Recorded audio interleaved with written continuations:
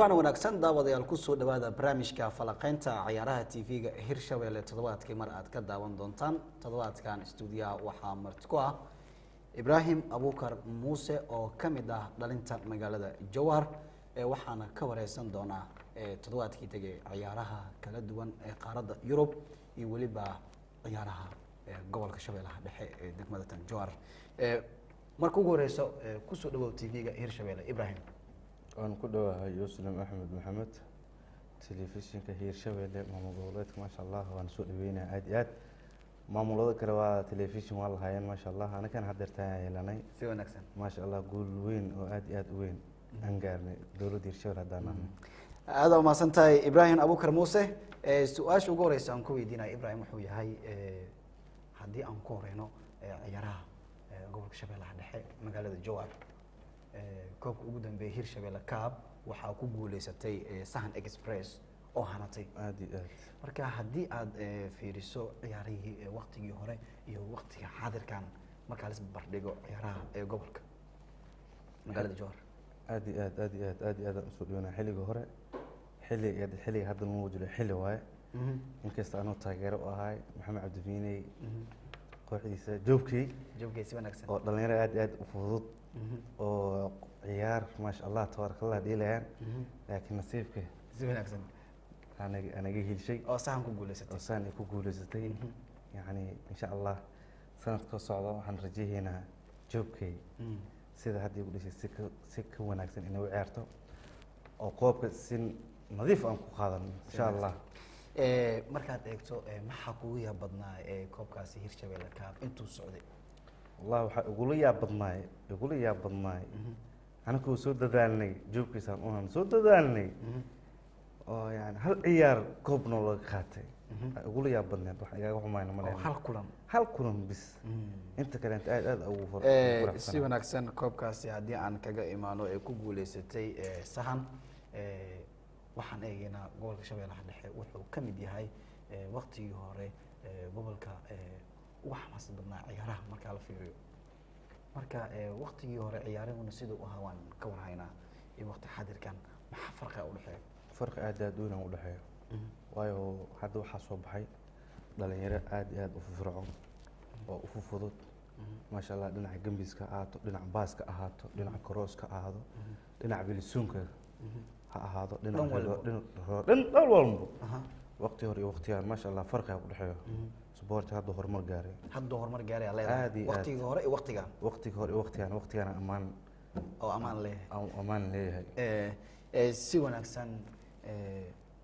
waqtigii bilowday fiirsashada ciyaaraha tan gobolka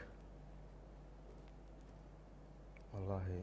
muddo gobolka waqti aan bilaabay ilaa waqtigan maasha Allah muddo waqti badan oo naxariistay shangole waqtigu hay markii xilkii loo dhiibay ilaa maasha Allah ilaa waqtigan yawm hada waan fiirsaday dhalinyarta waqtigaas jirtay kooxda ugu ciyaari jirtay markaadii aniga weli koox ma aan san u ciyaarin laakiin ciyaar xaafadeedaan iska ahayn waa aad u jeclayd banoonigii balwadiidu ahay maasha Allah waqtigaas ilaa waqtigan yawm hada waan taageersanay ilaa hadeertan waan taageersan waqti hore laakiin ekas farjanan ahay sax waa farjano marka dambe joogkiya markay soo baxday aan fiiriyay labada meelbo yaa dhalinyaro firfircoon aad iyo aad xamaasada joogkay ay ku siisay siisay si wanaagsan horyaalkii xiiseysaa inaad fiirsato qaaradda Yurub Allah aad iyo aad waaga qosolkaada ka dareemaya Ibrahim horyaalka jecesha Premier League oo ka duwan yahay horyaalada kale marka la fiiriyo waa horyaal run ahaantii xamaasad leh kooxaha ka ciyaara dhamaantoodana waa isku awood xaqiiqda marka laga hadlo aad iyo aad sanadkan waxa ugu cadcad inay ku guuleysato Manchester City oo kulankii derby Manchesterna iyaduna guuldaro kala soo kulantay Man United aad iyo aad marka sanadkan yaa isleedahay inay guuleysan doonto horyaalka horta runta dan ka hadlo Manchester City iskala City يعني هدي كفتن حاجات انجليني هي قاعد تايجر ارسنال Arsenal leedahay si wanaagsan Man City ciyaaryahanno badan ku sugan kuwa qaarna dhaawacyo ay kaga maqan yihiin waxaa ka mid ah Aguero ka mid ah asigana uu ka maqan yahay silmada Bernardo Silva ka mid ah way ciyaartay iyaduna Riyad Mahrezna laba gool oo ka kacay xale aad iyo aad si wanaagsan marka Pep Guardiola magu qasbanaan doonaa xil ciyaareedka dambe inuu ciyaarto u baahdo suuqa kaliibsiga maya uma baahna intiisa hadda inuu wax iska bixiyana ma ahan inuu wax soo xareystana ma aha intiisa haddeertaana u shidan mahano maasha allah Liverpool aashineed 19 ilaa 20 iyo 21 waqti hadda ay ku jirtaa ujeedaa marka Bruno siisa banan waxaan waa cad iyo madow waa aragnay okay aan noqoto laakiin aniga City oo ugu mutalinayo waxaan iska bixiso mas in wax soo xariisato si wanaagsan sideeda inay isku adkayso aan jeclaan si wanaagsan Liverpool iyaduna 5 kulan ayaa gurigeeda lagu garaacay waa ayaan daro waa kooxda ugu dambeysay waa kooxda ugu dambeysay aniga hadda waxaan taageer Arsenal aan ahay kow haye waa dulqaad badan tahay waan dulqaad badan nahay been cilmi sheedaan waan fahantahay haye 1998 aan bilaabo taageernimadeeda ilaa yawm hada 23 sano waay 23 sano taageersan sano ha marka adi dulqaadkaada waa dulqaad dulqaad aad u ballaaran saddex ciyaareen ugu xumeed ciyaarta ugu xumeed waxay ahayd Barcelona iyo Arsenal waa laba iyo halkii Champions League laba iyo halkii tan labaad waxay ahayd Chelsea 2-3 yes ooyinteeda wallahi si wanaagsan waxaan joogay Salaam Sanaa ATT Salamiraha aka fiirsanay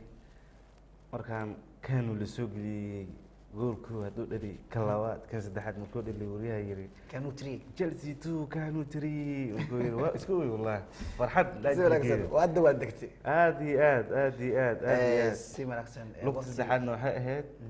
waa Arsenal iyo AC Milan waa laba iyo ewerka joofkay aad u mahadsan tahay kaasi wuxuu ahaa Ibrahim Abuukar Muuse aan ka wareysanaynay daawadayaal toddobaadkii tagay ciyaaraha qaaradda Yurub iyo waliba Champions League si la mid ah ciyaaraha gobolka Shabeellaha Dhexe magaalada Jowhar ka wareysanaynay koobkii ugu dambeeyay hanatay Sahan Express ee Hirshabelle Cup ee lagu magac daray halkaas ayaan ku soo gabagabeynaynaa wareysigii aan la yeelanaynay Ibrahim Abuukar Muuse aad ka daawanayseen TV-ga Hirshabelle waana ku mahadsan tahay daawashada aadna daawatay